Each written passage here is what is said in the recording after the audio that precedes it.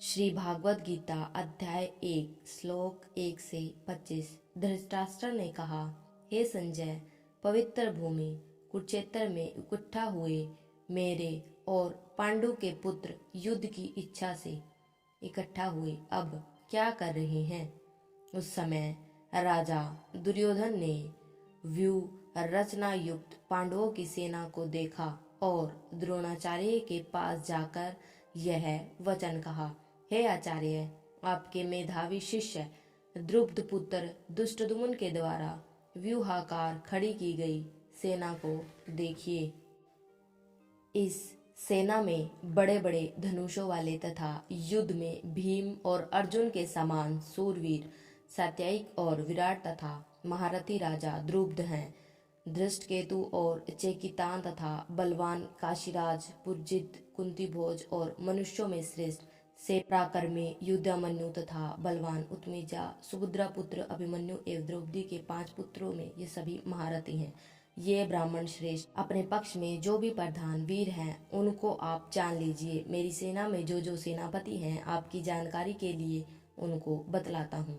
आप द्रोणाचार्य और पितामह भीष्म तथा कर्ण और संग्राम विजयी कृपाचार्य तथा अश्वत्थामा विकर्ण और सोमदत्त का पुत्र भूषवी और भी बहुत से शूरवीर जिनमें मेरे लिए अपने जीवन की आशा त्याग दी है, अनेक प्रकार के शास्त्रों से सुसज्जित और सभी युद्ध में कुशल हैं।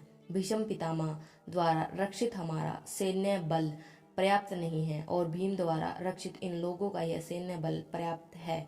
इसीलिए सब मोर्चों पर अपनी अपनी जगह स्थित रहते हुए आप सभी भीष्म पितामह की ही सब ओर से रक्षा करें। उस दुर्योधन के हृदय में हर्ष उत्पन्न करते हुए कौरवों में श्रेष्ठ प्रतापी पितामह भीष्म ने उच्च स्वर से सिंहनाद करते हुए शंख बजाया। तब शंख और नगाड़े, ढोल, मृदंग और नरसिंह आदि बाजे एक ही साथ बज उठे। उनका वह शब्द बड़ा भयंकर हुआ। इसके पश्चात सफेद घोड़ों वाले उत्तम रथ में बैठे हुए भगवान श्री कृष्ण और अर्जुन ने भी अलौकिक शंख बजाई। भगवान श्री कृष्ण ने पांचजन्य, अर्जुन ने देवदत्त और भयानक कर्म वाले भीमसेन ने पौंड्रक नाम वाला महाशंख बजाया। कुंती पुत्र राजा युधिष्ठिर ने अनंत विजय और नकुल सहदेव ने सुघोष और मणिपुष्पक नाम वाले शंख बजाई।